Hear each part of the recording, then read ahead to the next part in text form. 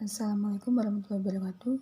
Kami dari kelompok 5 dengan anggota saya sendiri, Hayatul Malaika 2 dengan NIM 201200305, dengan rekan saya Iis Husniati dengan NIM 201200311. Di sini saya akan mempresentasikan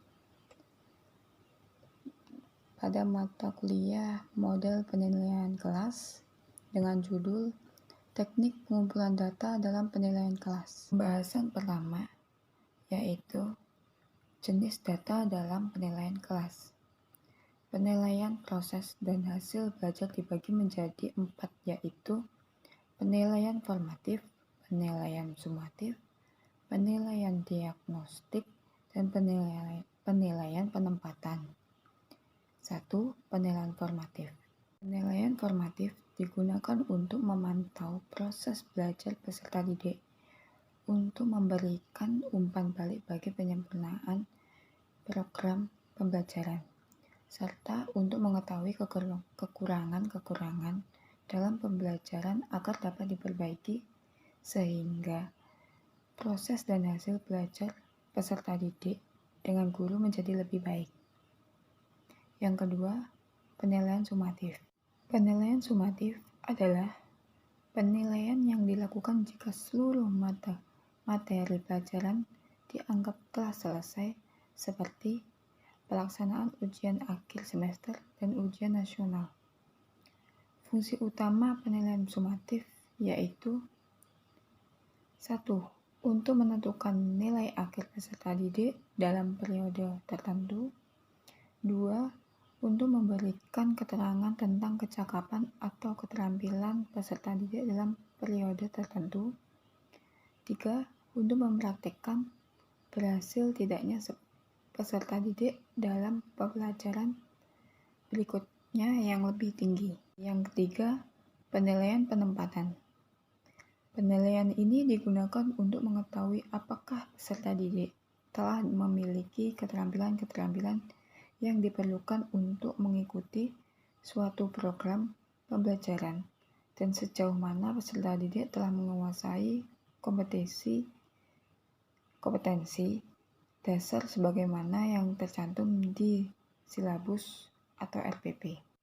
4. Penilaian diagnostik. Penilaian ini bisa juga disebut dengan Test of Entering Behavior. Penilaian ini digunakan untuk mengetahui kesulitan peserta didik dalam pembelajaran berdasarkan penilaian formatif sebelumnya. Dalam penilaian, hasil belajar memiliki 4 tujuan penilaian, yaitu untuk memperbaiki kinerja, untuk menentukan keberhasilan peserta didik, untuk mengidentifikasi kesulitan belajar peserta didik, atau untuk menempatkan posisi peserta didik sesuai dengan kemampuannya. Sekian dari saya. Selanjutnya akan dilanjutkan teman saya. Baiklah, di sini saya akan meneruskan penjelasan dari Saudari Haya, yaitu tentang teknik pengumpulan data.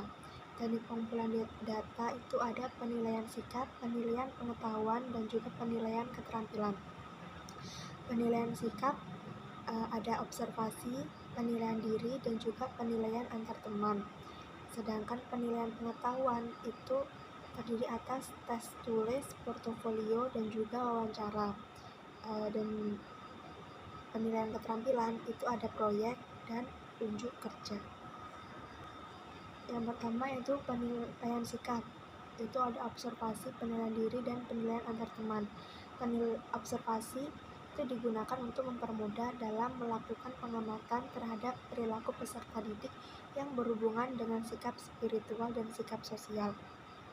Sedangkan penilaian diri adalah merupakan menilai diri sendiri yang berkaitan dengan status, proses, tingkat pencapaian kompetensi yang dipelajarinya. Kalau penilaian antar teman itu yang dilakukan oleh seorang peserta didik yang sebagai penilai kepada peserta didik lain terkait sikap atau perilaku yang dinilai. Sedangkan kalau penilaian pengetahuan tadi ada tes tulis, portofolio, dan wawancara. Kalau tes tulis itu cenderung digunakan untuk mengukur kemampuan peserta didik berkaitan dengan konsep, prosedur, dan aturan-aturan. Tes tulis merupakan tes di mana soal dan jawaban yang diberikan kepada peserta didik dalam bentuk tulisan. Sedangkan kalau portofolio itu penilaian ini melalui koleksi karya atau hasil kerja siswa yang sistematis. Kalau wawancara itu yang dilaksanakan untuk mendapatkan informasi yang mendalam mengenai pandangan, persepsi, wawasan, atau aspek kepribadian para peserta didik yang diberikan secara spontan dan lisan.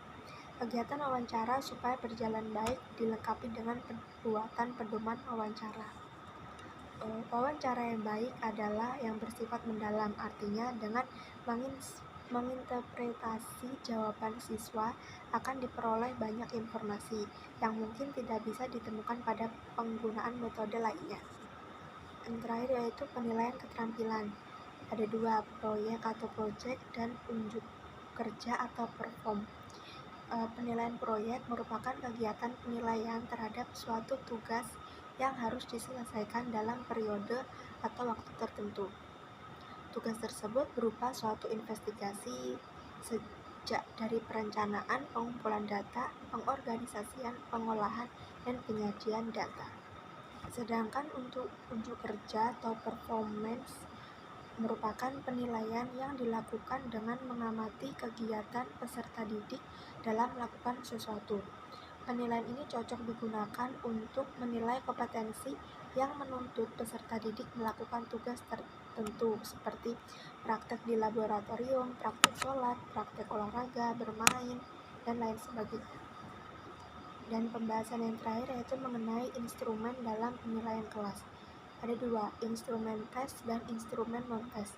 Instrumen tes meliputi tes objektif dan tes non-objektif. Sedangkan kalau instrumen non-tes itu meliputi tes minat belajar, tes skala sikap, tes kreativitas, tes lisan, tes motivasi berprestasi. Yang pertama itu tentang instrumen tes, yang dapat diartikan sebagai alat ukur pengetahuan atau penguasaan objek ukur terhadap seperangkat konten dari materi tertentu, yang meliputi 2, tes objektif dan juga non-objektif.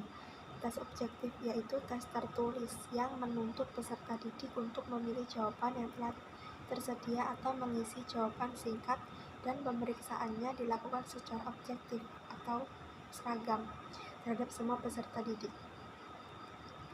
Kalau tes non-objektif itu dikenal dengan tes uraian, adalah tes yang pertanyaannya membutuhkan jawaban siswa untuk mengorganisasikan, menguraikan, dan menyatakan jawaban dengan kata-katanya sendiri dan dengan teknik, bentuk, dan gaya yang berbeda satu dengan yang lainnya. Dan yang kedua yaitu instrumen non-tes. Instrumen non-tes yaitu instrumen selain tes akademik atau prestasi belajar.